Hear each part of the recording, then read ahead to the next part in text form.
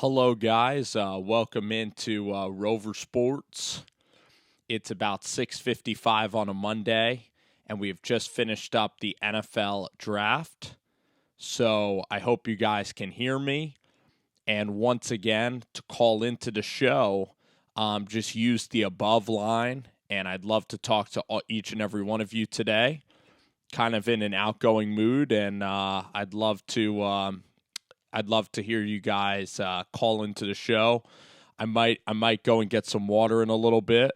Bob is a 49ers fan. I feel like I feel like with the 49ers, I haven't, talked about their draft as much. I thought it was okay. I really don't like getting a punter in the fifth round. Jalen Hurd is kind of a tweener. I don't really like Jalen Hurd as that pick.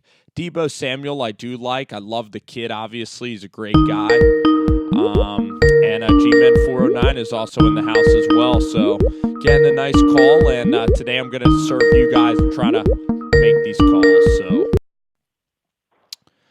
yes, hello and welcome into Rover Sports. Hey, there's the bear. It's Chris Senior, by the way. Chrissy, how are you, man? How's it going? A little under the weather, a little sick. It's starting to get a little hot over here in San Diego, so like allergies and stuff like that. Right. So if I sound a little sick, that's why. If I sound like a little, if I keep on breathing and stuff like that, that's why. Yeah. I mean, in San Diego, I thought the weather is always like 80 degrees there. I thought it's always perfect there in San Diego. It's weird because in the beginning of the year it's always gloomy and it's always it looks like it's about to rain. It's like really cold, and same goes when November, October, December come around. Yeah. It's like that. But in September it's beautiful. It's 80, 70, or 79 degrees. Almost 80 degrees, and it's always sunny and stuff like that.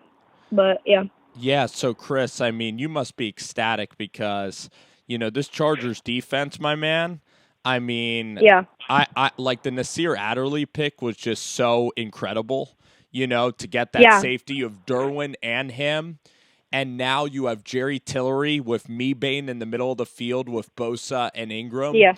This defense now, maybe you need some linebacker help, but you guys probably might be the favorite in the AFC West. And talk about how you're looking at this Chargers team, Hunter Henry going to come back. And then, Tyreek Hill, I don't think Tyreek Hill is going to ever play football again. Your Chargers are looking pretty decent right now. Yeah. Yeah, the AFC West is always wide open. Golly, you got the Raiders, you got the Denver Broncos, and then you got the Chiefs, and then you got the Chargers, which are all teams that go up and down at one point in a couple years. But I think the AFC West is going to be one of the most competitive. It's probably going to be the best, in my opinion. It's early to call it, but I'm going to say that it's probably going to be one of the best divisions in the league, and it's going to be the most exciting. Because now, as you see the Chargers, probably with I'm going to count it as a top 5 defense with Tillery and a safety and whoever else we got. I think we're going to be able to take Casey's throne, and then they'll probably come in second, and then I think Denver maybe in third, and then maybe either Oakland and Denver competing for the third spot. But it's wide open, and I'm just waiting to see how Patrick Mahomes is going to play, because a lot of people, especially on Twitter, have been talking about the Madden curse. I don't know if you heard, but he's on the cover of Madden 20. So Bob Money just asked that question. Patty Mahomes, and has that curse really been intact? I'm trying to think, was it ever broken? Let me go back. Let's look at the Madden covers. But I really think that that's real, because Sean Alexander, Peyton Hillis, Odell Beckham was on it. And Odell Beckham, I don't know if you can count that as him breaking it, because it was in 2016, and then he had an okay year in 2017, but he got injured. And then the next year, he did okay, but then he got the bruise, the quads or whatever. And then in 2018, he did okay. That's when Yeah. the bruises came in. And then 2019, who knows? But I think possibly Odell Beckham might have broken it, but the 2017 injury might indicate it's actually like real and like Well, they had happening Brett with Favre on there. Richard Sherman, I think he yeah. might have gotten injured. Yeah, he got injured. Gronkowski, Tom Brady. Wow, I didn't even remember him on the cover actually. But Was Tom Brady on the cover when he tore his ACL? Not I don't know, but possibly maybe that year. I don't I think it remember was that he year tore his ACL. when the No, Chiefs well, yeah, it injured wasn't him. that year. No, it wasn't that Yeah. year. My favorite Madden cover, like the ones I remember, like Ray Lewis and Michael Vick, are like Yeah. some real throwbacks to Madden. I Yeah. like the year when they had Fitzy and Palomalu, like the dual. Oh, Paul, yeah. That was probably my favorite Madden cover ever. Yeah. Yeah, Madden's been dipping for a long time. A lot of people are having complaints and stuff like that with it.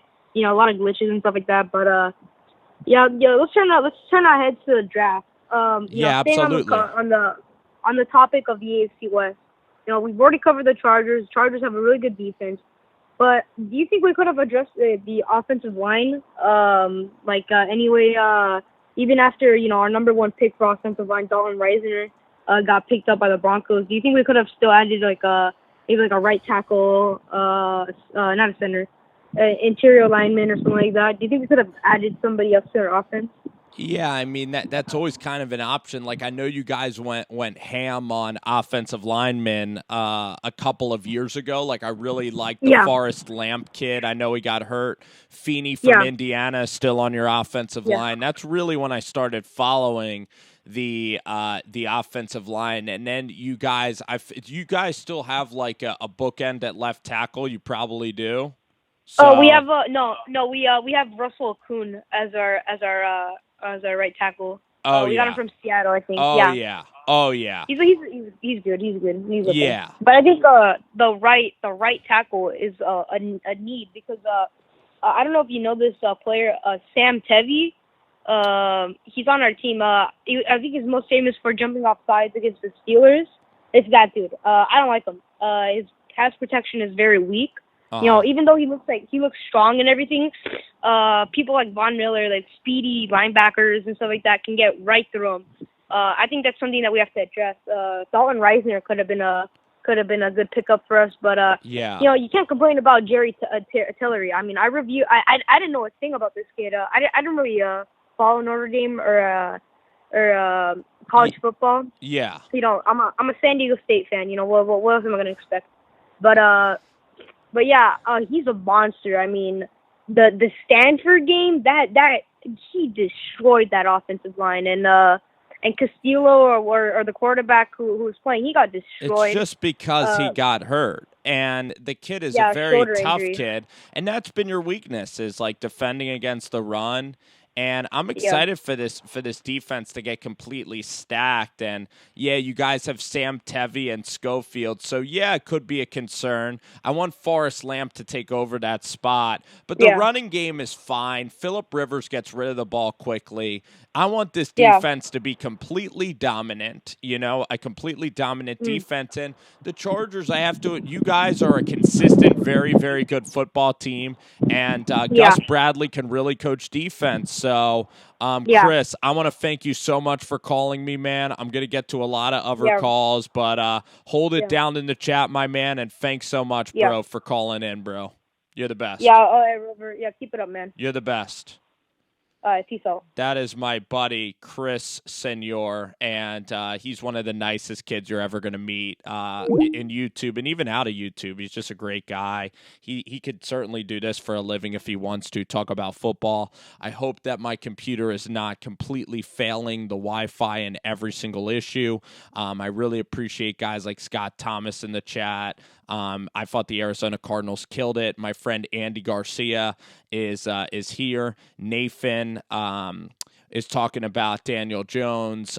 Crazy week. The Giants fans have just been getting killed, and it's been a very emotional time being a Giants fan. It's kind of a cool time, though, because if they're ever successful, we're going to get the sweetest revenge on anybody, anywhere.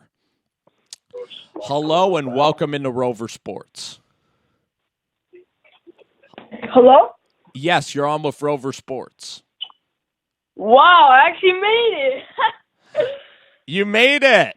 What's up, man? What's your name? What's your name, bro? And how you doing today?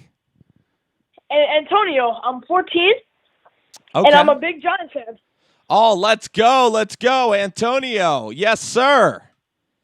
Yes, sir, man. You want to talk Giants football? Yeah, sure. All right, go ahead. So with our first round pick, I really thought I didn't love it at first because I feel like we passed on good talent. I can't believe we passed on Josh Allen, considering his background. And Dave Gettleman loves pass rushers, so I was pretty shocked that we passed on him. Mm-hmm. And I was also shocked we passed on Haskins. But I feel like Daniel Jones is getting a little. Yeah. Hello. Yeah. Hello. Yeah. You're so good. Keep going. So I think Daniel Jones is getting unnecessary hate because he's actually not a bad passer. It's just his receivers did not like if you watch tape, his receivers drop passes. Like, it's actually insane. Yeah. How many drop passes his receivers drop. And his own line was also all right too. Yeah, I mean, at Duke, you're absolutely right. So his stats aren't going to be as good because he is playing at Duke. And once you put him around the NFL talent, the hope is that he's going to get a lot better. The thing I worry about Daniel Jones, watching him on tape, is that the arm strength isn't necessarily elite in any way. His delivery, doesn't he look kind of choppy when you watch him, Antonio? Even during his highlights, doesn't he look very fidgety in the pocket? Those are kind of my worries with Daniel. But his intangibles are so good that the hope is this kid is going to be so smart that he's going to be able to think his way through the NFL, kind of like the Manning family does. Yeah, you're spot on, yeah. And so, what did you think of the whole draft, though? Do you think it was a disaster? Do you think that do you think the Giants should have went with Haskins? Do you think that the entire draft was a failure for Dave Gettleman? How do you think Dave is doing so far? I thought I wouldn't say the draft was a disaster. I wouldn't go that far. It's kind of in the middle for me, you know. I love Julian Love, our fourth round pick. That was a steal.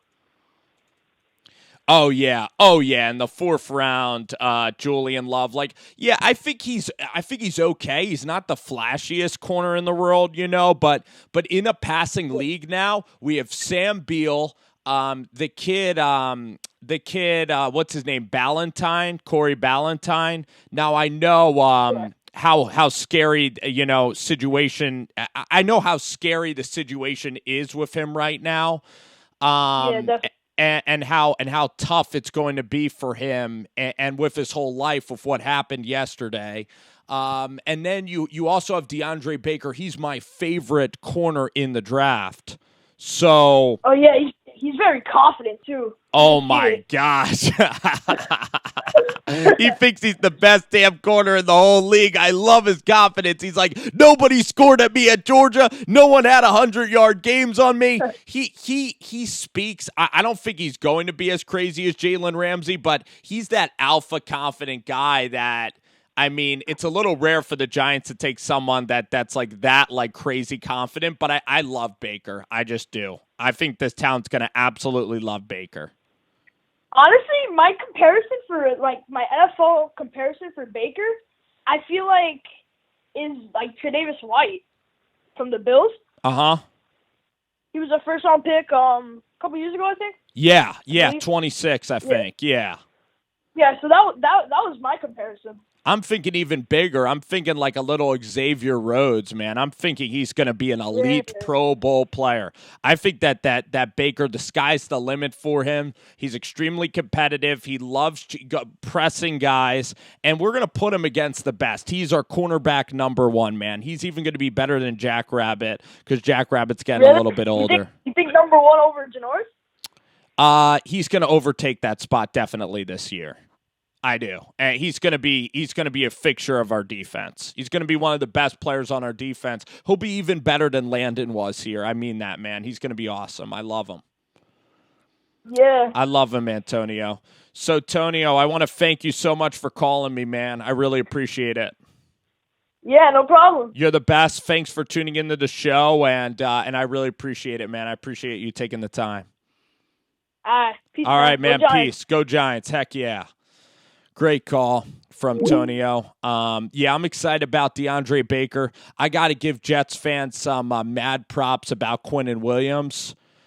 Q Williams is absolutely the best player in this draft, and the Jets nailed it. They also got Blake Cashman, a kid I also like. They didn't get any wide receivers, and I know Jet Central talked about Hakeem Butler being there, DK Metcalf. If they could have got Winovich, the Jets had their opportunities. And if that tackle from USC, that tackle is really going to be the fixture of the class. If they nail that tackle, they're going to have a great class. How you doing? Welcome into Rover Sports. Hello? Hey, you're on with Rover. How you doing there? Dude, how's it going, man? I'm all the way from the 404, Atlanta, Georgia. Heck yeah, you're calling in from Atlanta, Georgia? Yes. Oh Christ, let me turn off YouTube, man. I had an echo in. Sorry about that, man. Nah. It's all Gucci. It's all good, man. I love getting calls in from Atlanta, man. I love the state of Georgia. Yeah, man, we're hanging in there. You see our team this year, bro? Atlanta Falcons. Yes. Yeah. You see, we went in the draft and got 2 offensive linemen. It's unheard of in the modern NFL nowadays. You know, guys are just GMs are falling in love with receivers and quarterbacks and Instagram. It's just nice to go out there and get 2 hard-nosed offensive linemen that are just, you know, hopefully they can protect Matt Ryan and give him time to throw the ball down the field. Because last year, I mean, we couldn't stop a nosebleed on the offensive line. It was tough. Dude, I have to tell you, I absolutely love the McGarry pick at number 30 because I'll tell you, man, like this kid McGarry he's a freaking mauler. He's nasty. The kid Brandon Lindstrom. I think I was telling the friends today, I think Devontae Freeman is going to be one of the best running backs in the entire league. Like he's a fantasy steal this year. Yeah. You know, he had the injury last year. You know, he got hurt. They couldn't block for him, obviously. But right. This McGarry guy, I've seen his highlights. You know, I've seen him play. He looks like a mauler, but I don't really. I mean, you probably seen more of him than I have. You know, I just got back into the sports industry. Okay. But so I don't know how the Pac-12. Is he just mauling in the Pac-12, or you think he's gonna be a pro tackle? Well, he's going to be a right tackle, you know, because you have Jake, and Jake's a consistent guy right. From A&M. Jake is the stable force. McGarry, I mean, he does have concerns about how quick he's going to be laterally. I mean, I just like his tenacity. I know that he's a nasty offensive lineman. His personality is very interesting he's like a farm kid from Washington. And he's a very funny personality. Like he's going to be a fan favorite because he doesn't take any crap from anybody. Like there was a funny story about McGarry where McGarry like would shut off. Like if he doesn't like the music the team's playing, he would like shut off the music.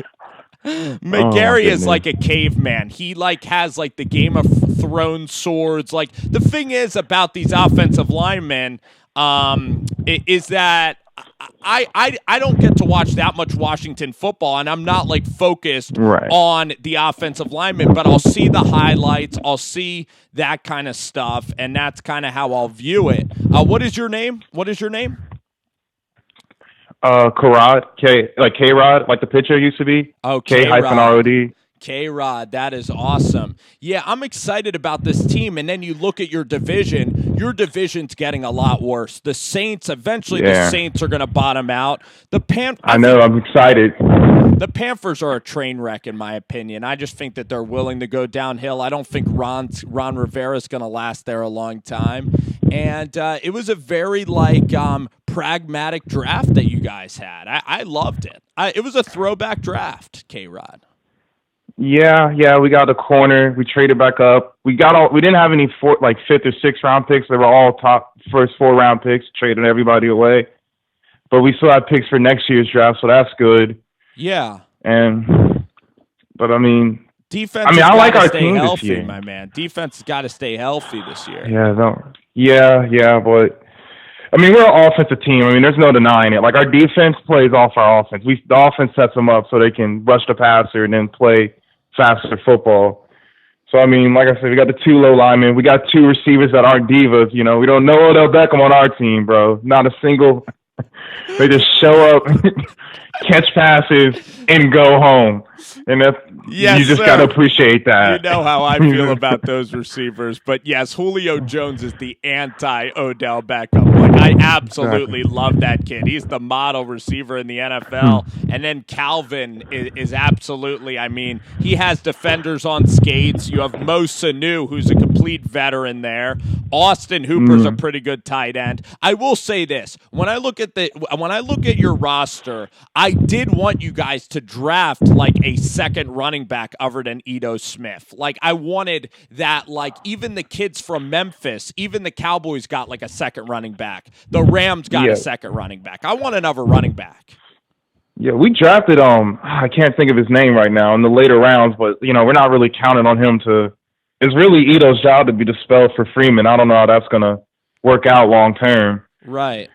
But you know, maybe we can go with the committee.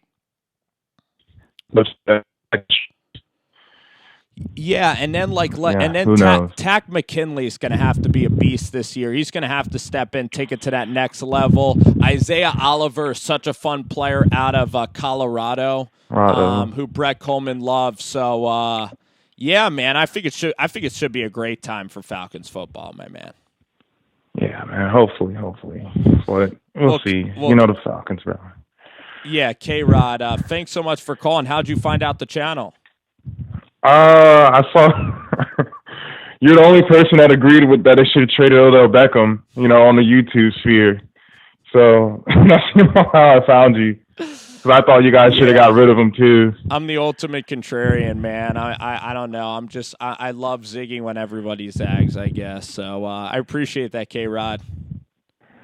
All right, man. All right, you're the man. Man. Thanks so much for calling me, man. I appreciate it. All right, man. You have a good day. All right, be good. That is K-Rod there. Really fun call. Falcons fan. Great talking to him. Hey, what is going on? You're on with Rover Sports. How's it going? Not bad. It's OGR. Hey, hello? Hey, can you hear me? Yes, sir, I can. All right, it's OGR. One Giant Rebuttal. Oh, I didn't know the nickname, but yes. Yes, One Giant Rebuttal. How are you, my friend? Not bad. How are you, Rover? I'm doing pretty well. Doing well. That's good. So with all the D tackles that we took in the draft, obviously you have Dexter Lawrence, and then you have the kid out of Syracuse. What is it, Chris Slayton? Yeah, yes. Where do you see everybody slotting? Because we have quite a few D tackles. You know, you have Delvin Tomlinson. You know, how do you figure that everything's going to shake out as far as 1 through however many you think we might keep, and who do you think's getting the axe? So let's look at the let's even pull up like the R lads for the New York Giants and look at this whole thing. I mean, the easy thing to remember about Slayton is that, you know, we also drafted the wide receiver Slayton, so that's kind of how we can remember these guys. What was really interesting about the draft, OGR, is that they drafted this kid out of Kentucky, George Asafo, I'll just call him. And really, the Giants feel like their right tackle position is not that big of a problem. That's what's really interesting to me. So, I agree. So looking at the defense that the Giants have, I mean, I guess maybe McIntosh. I think McIntosh plays on the outside. You also have Olsen, Pierre, but I really think Chris Slayton is probably going to be a backup in the middle of the field.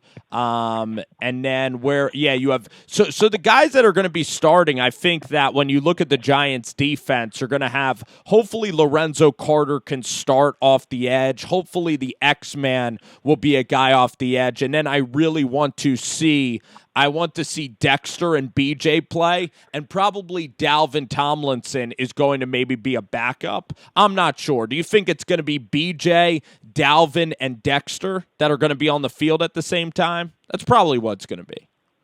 I mean, I think it is. I think you're gonna have Dalvin in the middle, and then you're gonna have not Dalvin, Dexter in the middle, Dalvin on the outside with BJ on the outside as well. Oh, not obviously as outside linebackers, but outside the tackle essentially.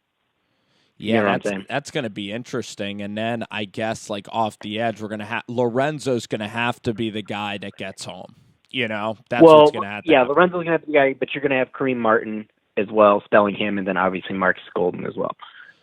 Yeah, so you, in general, you didn't like the Jones pick, probably just like everybody else didn't, but what did you think of the Dave Gettleman draft? I mean, where do you stand with Gettleman right now? Well, I'm not going to don't make the assumption on the Jones pick. I didn't like it initially because of the value that was there, and obviously, people have seen my video. I freaked out just as bad as Chris and Bad Dog, except mine was in the car with a bunch of shadows. I was upset at first, but now looking at it, I've looked at the tape. I've seen Jones. I really wasn't well versed on Jones, and I can say I don't mind it. I've heard him compared as high as Peyton Manning, as low as Josh McCown. So if he can fall anywhere between those two, you have yourself a solid starting quarterback, and in the NFL, and you don't need a Patrick Mahomes or an Aaron Rodgers to go win a Super Bowl. As long as you build properly around somebody. I mean, we've won, I've watched Doug Williams win a Super Bowl. I've watched Phil Simms win a Super Bowl. So I'm confident that if Daniel Jones, is the intelligent kid that everybody says he is and the hard worker, he'll be okay.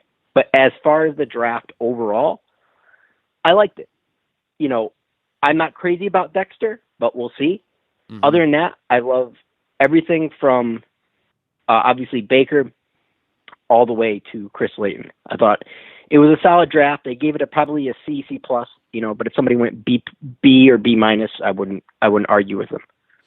Yeah. So it was an average draft. Yeah, I think that honestly the draft is going to be, when I look at the draft, it's a B+ draft. DeAndre Baker to me has to be a top, if he's a top 5 corner in the NFL, I think DeAndre Baker, I think that pick could be a difference maker. When you listen to Baker speak, when you watch him play in the SEC, he dominated Deebo Samuel at South Carolina. He dominated every I'm curious how receiver. He matched up, because I'm assuming he matched up against Jerry Jeudy a couple times, and I'm high on Jerry Jeudy, big time high on Jerry Jeudy out of Alabama. As far as a guy to target in next year's draft, I would love him on the Giants. But I'm curious to watch a tape on that. Oh yeah. Alabama, it was sensational. I mean, they also have like Henry Ruggs. They have all these fast receivers, and of course, like their running back Harris. Yeah, but I love the Baker pick. I think that's my favorite pick in the draft. If X-Man can really contribute, I think he's the X factor, X-Man. And then you look at the guy. The guy who Darius Slayton, he reminds me of Benny Fowler. Like, he's just going to be a big guy that can go down the field and can maybe haul in, maybe he'll have like 3 catches a game. Maybe he'll get like 3 catches and maybe he'll hit like a 40-yard catch and run at some point during the season. I can't wait to see what Slayton can do. He wasn't that good at Auburn. People thought he would be a lot better than he was. So hopefully he can be a better pro. I'm intrigued about the Slayton pick. I really am about Darius Slayton. Yeah, I'm intrigued too. I didn't know a lot about him, to be totally honest with you. But the guy I love, and I called it, I was on a Kid Blue stream with J-Zac, and I was just talking with him. And when they were watching the second half, I called it. I'm like, "You guys watch. O'Shane Ximenez is going to be the pick at 95." And sure enough, and that dude is going to be the X factor of this draft, because if he can develop equal to whatever Lorenzo Carter develops into, we have a solid 1-2 punch there. And I'll be happy with that for sure. I want to know how the heck that you knew about. How did you even know this kid's name? Honestly, man. I mean, how did you even know he was available and stuff? The X-Man. Well, what I did was, before the draft, I'm like, we need a pass rusher, and I said obviously 1 and 2. We gave away our 2, and we're not picking 95. I need to know what the best pass rushers are, and I start going through it. I'm like, O'Shane Ximenez from Old Dominion. I think I've heard this name before. Sure enough, I look, and I'm like, oh, yeah. And then I just start putting on the tape, and I'm like, I think this dude's going to be a beast. I'm not saying, he's going to be OCU Minora, but he's going to be darn close to it, I think. And I was really impressed by what I saw, even though he's going up against subpar competition at Old Dominion, but yeah. So I'm sorry, you saw his highlight tape? Is that what happened? No. I watched, how you can get, it's all over YouTube, but like you can pretty much type in any player and it will give you all, consistent snaps. They'll just have that person's snaps from like any old game. Right. Yeah. I mean, I watched some of his highlights too, but like, just like you can go on Daniel Jones and you can get clips of like the Clemson game or all his throws in the Clemson game or the Virginia Tech game, which there are some impressive throws in those games. But I digress there, obviously going back to O'Shane, and that's what I watched. Yeah, so I wanted to ask you, we have one Giants rebuttal here on the show. He has a great YouTube channel. He does work with The Entertainer. He does work with Kid Blue. I actually owe Kid Blue like about $50 because I thought Jarrett Stidham would be a round 2 guy, and you heard me do that rant about Stidham. So I think the Patriots could potentially have like a Jimmy G kind of quarterback that's going to garner a lot of value. I think that Stidham has great arm talent. What were some of your favorite picks from every NFL team? Who do you think won this draft? Who lost it? What are your big takeaways? Well, my favorite pick, and I'm going to be a little bit of a homer on this one, is Philadelphia and Miles Sanders. I was a huge Miles Sanders guy. Obviously, I'm a Penn State fan, so take it with a grain of salt. But I love Miles. You're a Giants fan, yeah. So yeah, I love the Miles Sanders pick. Some of the other picks I like. Jarrett Stidham wasn't too bad by the Patriots. I don't mind that. Who's the kid? Mac from Alabama. I was surprised how long he stood on the board, and the Giants actually had a chance to get him. Who? Oh, Mac Wilson. Mac Wilson, exactly. That one puzzles me why he dropped so far. How about my favorite was Winovich going to the Patriots. Like, I love that kid. I love Winovich. I'll tell you another kid. The wide receivers were interesting. I think Seattle and DK Metcalf is fascinating. The Cardinals getting. I think it's a match made in heaven, to be honest with you. You think that's a great one? DK. Yeah, I love that because Russell Wilson throws an incredible deep ball, and they're not going to ask DK to do what DK doesn't do. I mean, DK is maybe once in a while a comeback route, but the dude's, a go route kind of guy, a post guy. And, you're not going to ask him to run, a button hook or, a slant or, maybe a long crossing pattern, but, everything's going to be deep to that dude. I mean, that's what he is there. He's a big body wide receiver, and he's going to be perfect. And I guess Baldwin's going to retire, which is sad, for Seattle fans. But I think Metcalf is really, really fascinating as a prospect. Like, I watched that Brett Coleman video, and the guy is just he was underutilized in college. He's a physical freak of nature. He could be sensational. I really think he could be great. But there's one, going back to your Winovich point, I'll tell you right now, Gary's going to bust, and Winovich is going to be a steal for the Patriots. I believe Winovich is actually the better prospect, even though Gary is the better athlete. I agree. Yeah, I agree because for some reason Gary didn't produce. And Gary's kind of this quiet kid. I mean, Gary was a 5-star kid, and I mean Mike Patton's pretty dang good, but I love Winovich, man. He's all effort, and I really think he could be a stud at this level. I love the kid. But I was really surprised by the corner depth in this class. Somebody even like Awarie out of Penn State. Yes. I'm surprised how far he dropped. Even Greedy, all of them. Byron Murphy. There's excellent corners in this draft. I thought this is probably the deepest draft at corner that I've seen in a while. Byron Murphy, yeah, I forgot about him. But I mean, you have Baker, Byron, Greedy, OC, what is it, Young Sin or whatever. Yeah. Rocky Sin. I mean, there's a ton. You know, you have what is it, Lane, that the out of Michigan State that. Right. Even the Steelers drafted, which I thought even the Steelers had a very underrated draft. Trayvon Mullen. Yeah. Oakland slayed this draft. Oakland got some really good players. They got Abraham. They got Khalil Farrell. I don't know if they played the draft. I actually like the Steelers a little bit better. I know everybody's going to feel like they reached on Devin Bush, but Devin Bush wasn't going to drop to 20. Yeah, I didn't love that because I can't really even name like other name guys that the Steelers got. You know, it seemed like they weren't on the clock that much. They weren't on the clock because they gave up a bunch. But if you go back and look at the Steelers draft, I think you will enjoy it. I thought that was probably the most underrated, not talked about draft, and the best so far. I mean, it's the flashiest. I think it's going to be boom or bust. But if you just take it on value right now. Washington. It's between Washington and Arizona who won the draft for me. Now, I think Washington has boom or bust. Like either Sweat and Dwayne are going to blow it up, or they're going to fail. It's going to be one or the other. There's going to be no middle ground on there. I agree. I'm a little worried about this. I'm a little worried about Washington. I'll tell you which draft I loved. I think Buffalo's doing a heck of a job. Buffalo Bills and the Denver Broncos. Oh yeah. If Drew Lock is the guy I think he can be. I loved Buffalo. I really liked the Denver Broncos. The Patriots, of course, are the cliche. You know, everybody really loved the Patriots, but of course, you know, the Patriots really hammered it. Christian Wilkins was a great pick, you know, to the Miami Dolphins. Atlanta had a decent draft.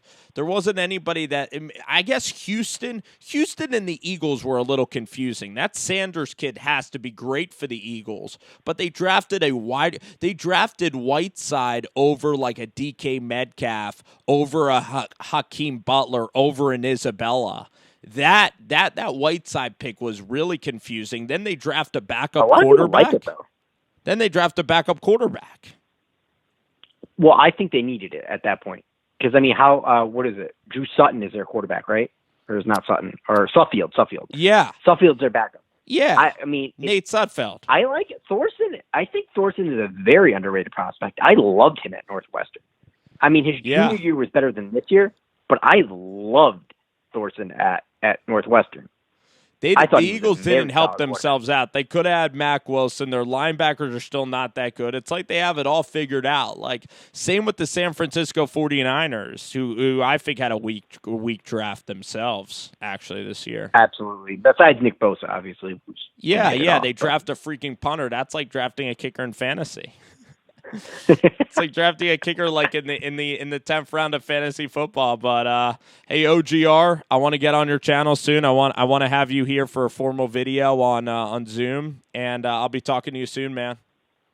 I appreciate it, man. Thanks for having me on. Oh, no doubt. That is One Giant Rebuttal. He has great content on YouTube. My main man, Ryan Presley, friend from Baltimore. Great camper, great guy, big Baltimore Ravens fan. I love Hollywood Brown, I really do. You guys also got another running back, I believe. The Ravens, sneaky good draft for the Ravens. We'll see about Lamar and everything there. We're going to take another call, and then I'm going to go ahead and give some closing thoughts. But how you doing there? Welcome into Rover Sports. Rover, I want to say a couple things. First of all, the couple callers before One Giant Rebuttal said you were the only one on board with the Odell Beckham trade. Mr. Bad Dog 7676 is on board with that trade way before anybody else was. This is Mr. Bad Dog, isn't it? Yes, it is. Yes, it is.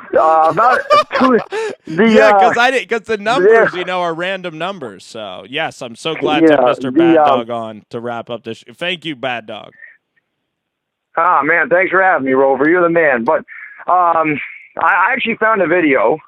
It's private, but I can make it public again. It's from March of 2018 when I talk about how we should trade Odell Beckham. I actually made the video in September of 2017 after we lost to Dallas in Week 1 that we should look at trading him and not signing him and taking that money and filling other holes in the team. So that was one. You're not the only one. I was also on board with that from day one, that they should have let him go.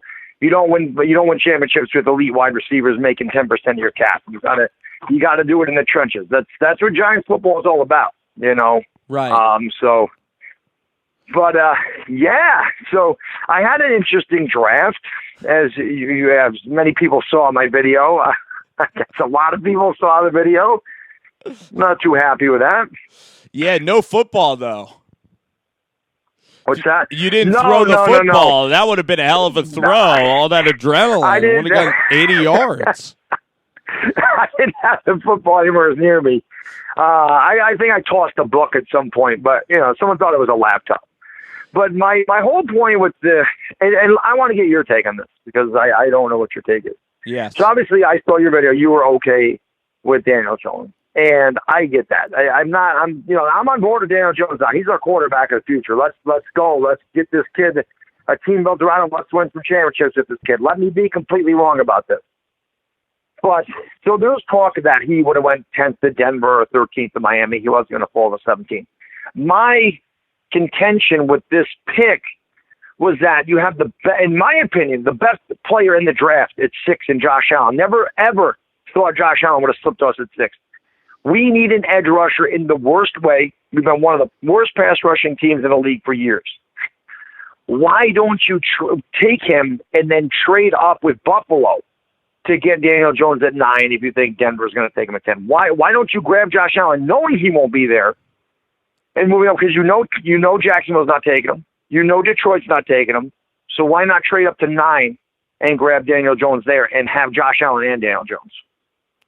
Well, it's very I'll be done in 10 minutes. It's very they're in the car. I'm sorry, I just had to talk to somebody here, Bad Dog. But so you make perfect sense about the Josh Allen move. Now the problem is with trading up because Buffalo took Ed Oliver. They loved Ed Oliver. Diana Rossini said that the Broncos were not going to take Daniel Jones. Maybe the Redskins were going to take Daniel Jones. So, yes, I loved Josh Allen. I think that everybody in the free world loves Josh Allen. And it would have been sensational to get Josh Allen, and then we could have gotten DeAndre Baker. And it's not like the big guy out of Clemson. Maybe he'll be dominant against the run. But the thing is that when I look at Daniel Jones, they must believe that his character and his work ethic is so elite that this guy is going to be an upper echelon, very, very good quarterback. And you know what I mean? And that's kind of what he has to be. So maybe they had fears that they couldn't trade back up. And actually, Gettleman said he actually tried to trade back up today. I think he said that. So okay. Yeah. From 17, you mean? Okay. Yeah. Well, to answer your question, you're absolutely right. With the way that the draft played out, with Drew Lock going in the second round and everything, the board was not handled the best way. I will say that. Right. But this is the other thing with the Daniel Jones. Now, again, we can't believe a word Gettleman said because he's lied about everything. He says he's going to take the best player available. He takes Daniel Jones. Now, Dave Gettleman said in his press conference that he had Josh Allen Daniel this grade, and I'm sorry, I can't possibly believe he graded. Did you see his press conference when he talked about how he watched Daniel Jones 3 series at the Senior Bowl and fell in love with him, and that's all he needed to see? Did you see that one? Yeah, I did. And now did you hear him say? He said he was watching a professional quarterback. Right. What do you think about him saying that he watched Dwayne he said, I went and watched Dwayne in the Big 12 championship. Is it even called the Big 12 anymore? I don't know, the championship game. What did you think about him thinking Dwayne Haskins played in the Big 12?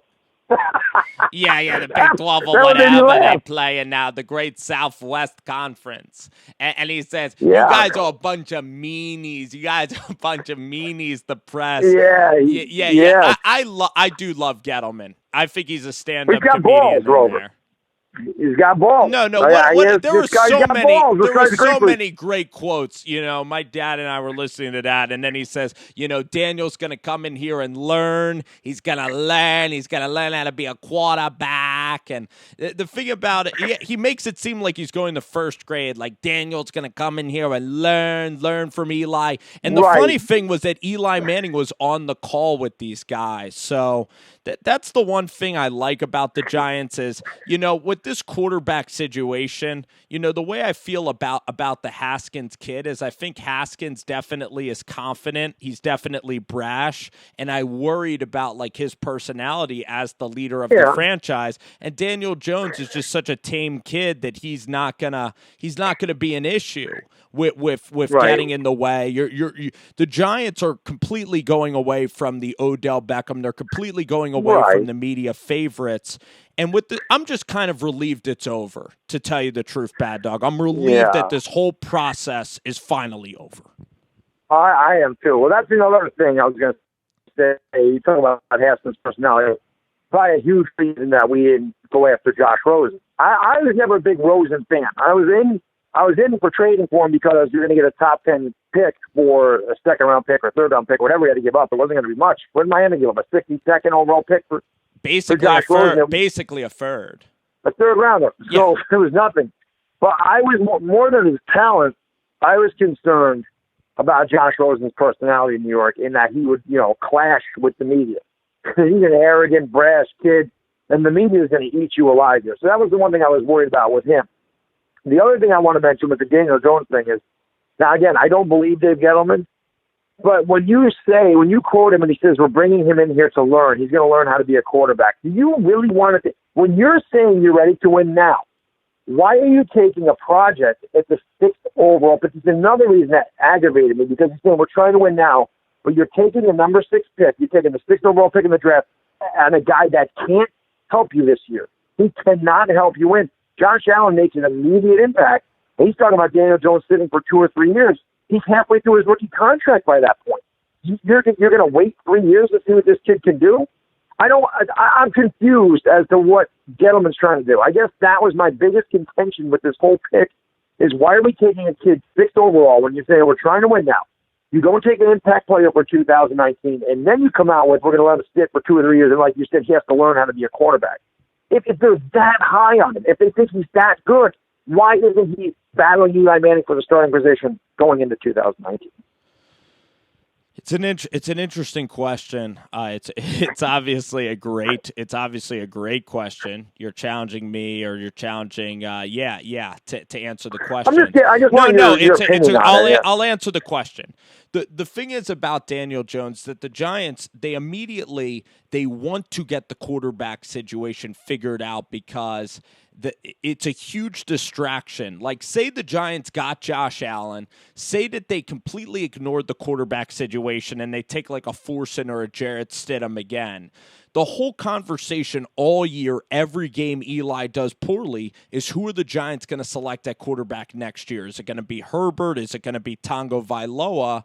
And that is very detrimental to the team when you're thinking about how distracting it is to not have the quarterback. Now that Daniel Jones is the guy, the whole team now knows exactly where we are going. We completely now have a clear-cut direction. And if you just continue to delay, the media is going to absolutely kill you. The stress level of the Giants is going to get even higher. And now next year, we don't have to worry about quarterback at all. And really, when I look at Daniel Jones, the best thing about Jones is that this is a guy that Eli Manning knows, and I think that he and Eli are going to get along very, very well, and Eli Manning is going to teach this guy a sensational amount. This is the best student possible for Eli Manning. So it's completely a long-term investment.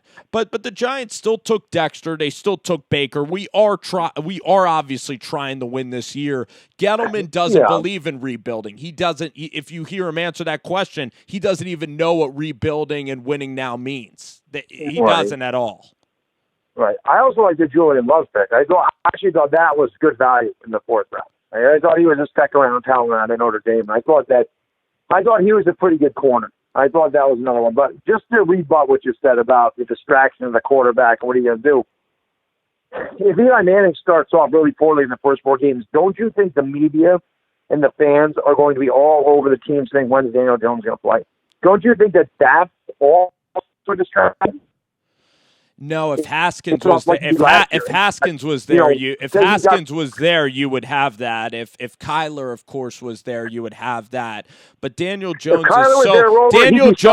is a non-threat right now. That's the good news for that discussion. You don't think that the media and fans will say you picked this kid 6th overall, we want to see him play? You don't think Daniel Jones will play at some point this year if they were 2-7 after 9 games? Gettleman already said it's the Green Bay model. Yeah, but like I said, the CBA is so much different than when Aaron Rodgers was selected back in 2005. Like I said, his rookie contract will be halfway over if he's a 3-year starter. Also, he's not Aaron Rodgers, and Eli Manning's not Brett Favre. And Aaron Rodgers was supposed to be the first overall pick in the draft, and he fell all the way to 24. Green Bay was like, you know what, we got to take him. We got to take this kid because we're going to place Brett Favre eventually. I just think it was different. But Aaron Rodgers was drafted 24, whatever it was, 23rd, 24th, 25th, the mid-20s, and Daniel Jones was drafted 6th. And Brett Favre was still playing at a very high level where Eli Manning is sort of falling off a little bit. And I disagree. The Giants disagree with your point about Eli Manning, and I actually believe that Eli has 2 more years left of playing football. I view this team completely differently, Bad Dog. I think with this schedule, Eli Manning will start the entire year, and the Giants will be a wild card team this year with Eli Manning. I really do. Wow, that's bold. How about this though? I guess I look at things differently too. I thought at 17, although I liked Dexter Lawrence, I thought that was a bit of reach. I thought he was a middle 20, late 20, late first round, early second round pick. I thought that's where Dexter Lawrence would be. I actually wanted Dexter Lawrence, but I wanted him at 37. Do you think that it was a mistake to not address the right tackle spot in this draft until the 7th round? Because I feel like we should. He talks about hog molly. You have Cody Ford there. You have Juwan Taylor there. You have Andre Dillard there. Why don't they take a right tackle at that point? Or is it because they took the quarterback at 6 and they felt like they needed a defender at 17? It's very, very strange. He made it seem like after we got Kevin Zeitler in his press conferences, he made it seem like this offensive line is totally, totally solved. I mean, he must have like some confidence in Chad Wheeler or the Kentucky guy. And it's very strange because look at the Eagles, right? The Eagles are the complete opposite. They have Jason Peters, Lane Johnson. They have Lane Johnson, who's one of the best tackles in the league, and he's a right tackle. Yeah. And now, like, if you have to play the Denver Broncos, the Giants are going to have to get someone to go against Bradley Chubb like a Chad Wheeler. That's definitely a very questionable concern. I mean, the Giants, they didn't select the Darius Slayton kid, who I actually like the Slayton kid. He's like a Benny Fowler. He's going to go catch deep balls. Yeah, no, I liked him too. I thought that he was a good pick out of Auburn. I thought he was actually pretty decent. I didn't think that was bad Gettleman completely doesn't care about the right tackle position at all. I mean, because he even selected the small town cornerback in the 6th round. Yeah, he ignored that position completely, which was fascinating. So that's what I mean, because he's been the one that talks about the hog mollies and building all this beef up front. And he had 3 really good right tackles available at 17.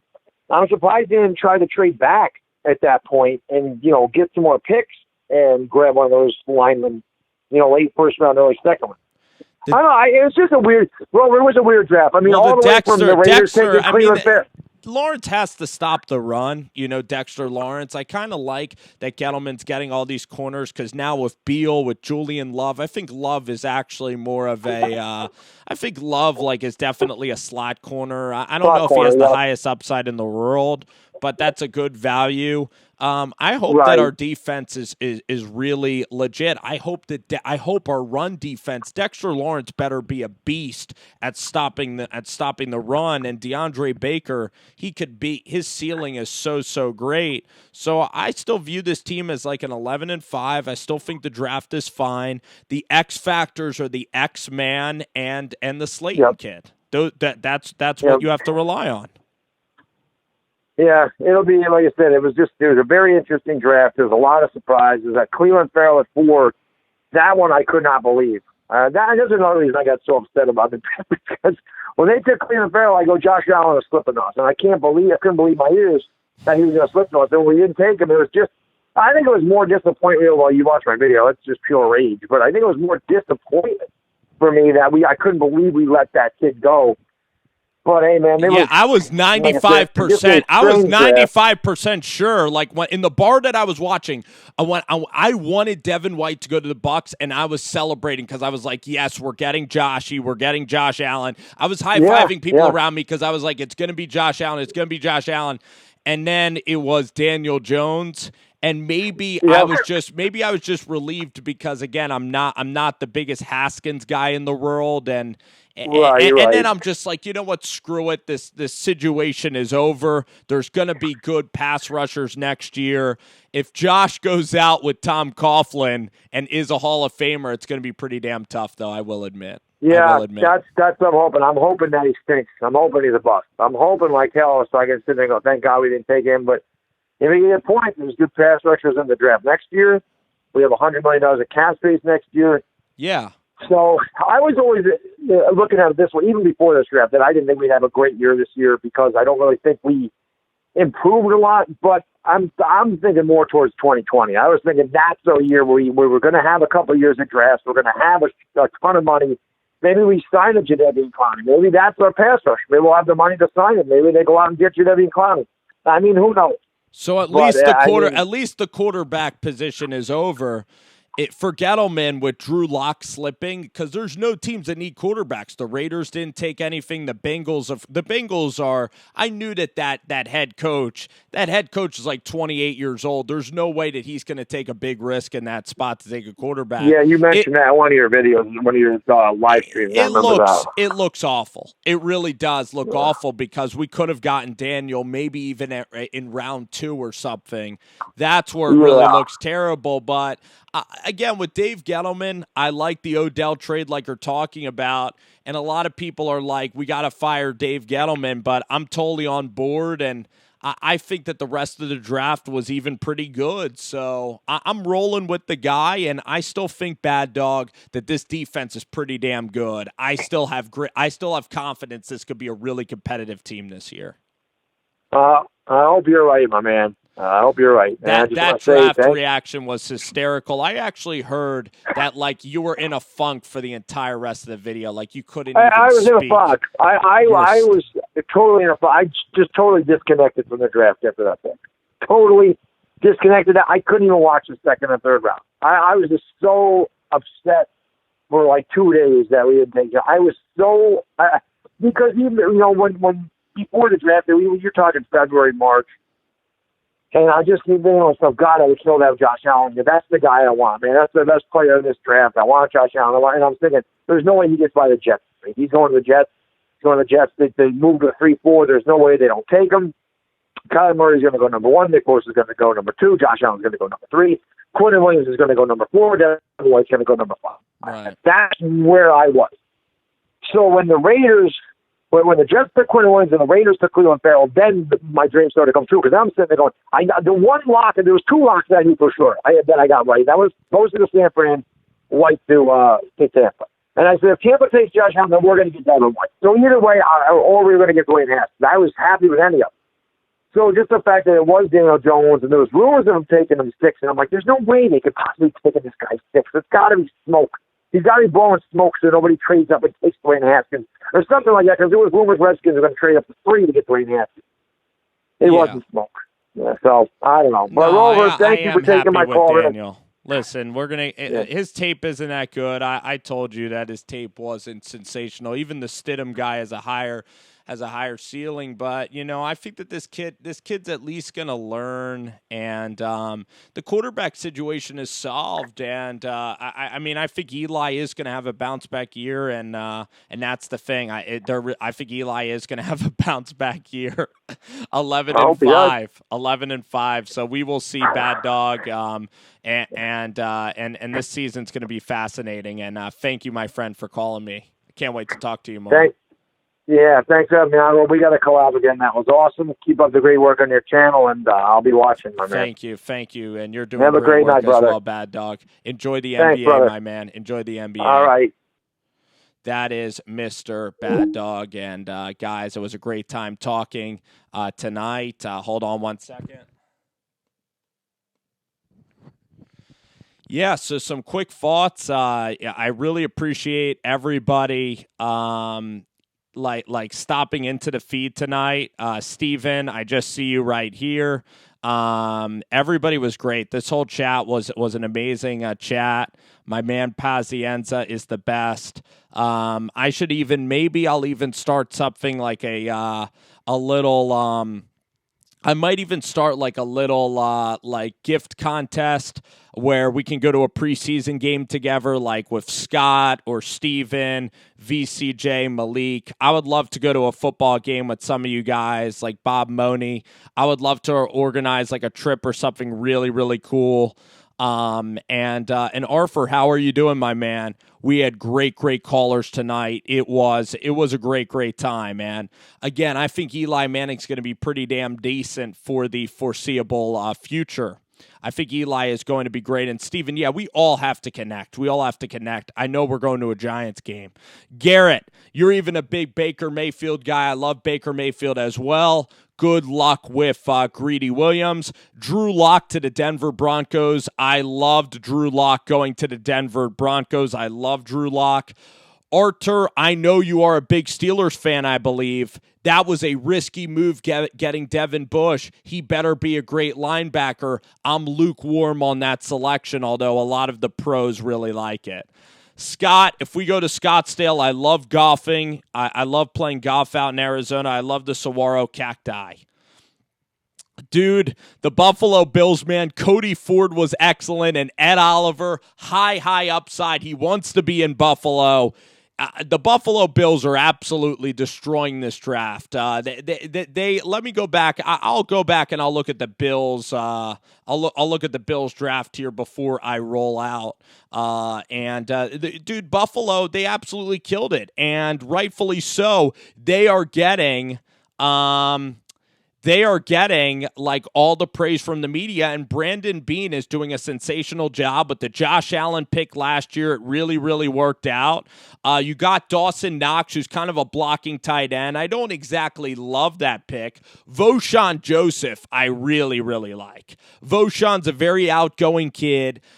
He's going to be a tough linebacker. He's extremely athletic. So him and Tremaine Edmonds, that could be a steal. Just looking at Voshon Joseph, I liked watching him at Florida. I did. He brought a kind of energy and toughness. And then you have Devin Singletary.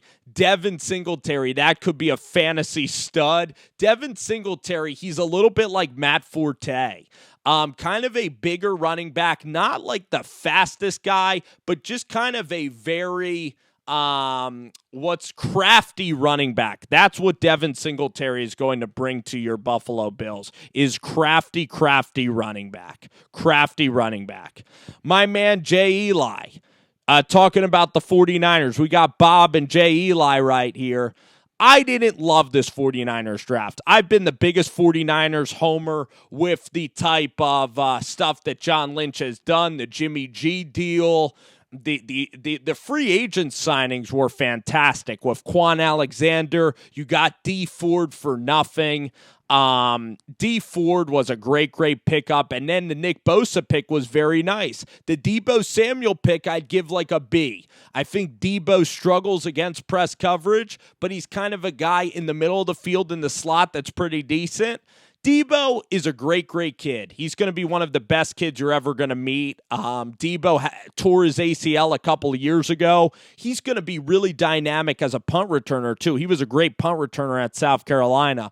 But then you get Jalen Hurd. I think you took Hurd like 2 rounds earlier. Then you go out and you get a punter in the 5th round. That's like taking a kicker in fantasy football in like the 10th round. You get a punter. So I'm very, very lukewarm on the 49ers draft class. I wanted maybe an A.J. Brown. DK Metcalf would have been the perfect pick. DK Metcalf would have been that big body wide receiver. Ja'Kai Polite, yeah. I think that the 49ers, I think that the 49ers this year, I'm very lukewarm. I think that they might get like a C-. I didn't love it. We're going to have to get Jalen Hurd to be really dynamic. So overall, the 49ers, the good news about drafting a punter in the 5th round is John Lynch is saying, you know what, our team's pretty damn good already. We've pretty much solved a lot of our needs. Our team's pretty freaking good. So I guess that should inspire a lot of confidence. And a lot of times when your team is terrible, like Oakland, like Miami, a lot of times when your team has so many holes, really like the Oakland Raiders, they're going to get the best draft. How about the Arizona Cardinals? They have so many holes, so they could draft any player, and they're just taking the best player available. Those are going to be the best drafts because they have so many positions that they need to fill, if that makes sense as well. So, Dickie V, of course. Artur, I have to roll out, my man, but thanks so much for offering to call up. Thank you. I'm going to go one more minute here and excited for the NBA playoffs tonight. I'm going to watch a little Raptors Sixers, hang out with some buddies and do that. It should be a really, really good time. And Artur, I hope you're enjoying the NFL. I hope you're enjoying the NBA playoffs, man. That game yesterday between the Golden State Warriors and Houston, that was a complete like dogfight. And Houston, they play the most like boring, like slow style of basketball. But Houston, man, they're looking pretty damn good in this series. I'll tell you what. I think Houston is looking pretty good. I'll tell you what. The Redskins have a very boomer bust draft. I don't love Montez Sweat. Dwayne Haskins, I have questions about. It's exciting. It's going to be it's exciting for Redskins fans. I just don't think it's going to pan out as well as everybody else thinks. So, oh boy. Alrighty, guys. Well, that's going to do it for the show. Great calls all around today. And, of course, great, great friends in the chat. Hopefully, we could get something figured out where maybe we could take maybe we can all go to a game together, do something really fun with this channel. And probably we'll do like our call-in shows throughout the off season. So take care, guys. It was a lot of fun. Peace out. Have a great night.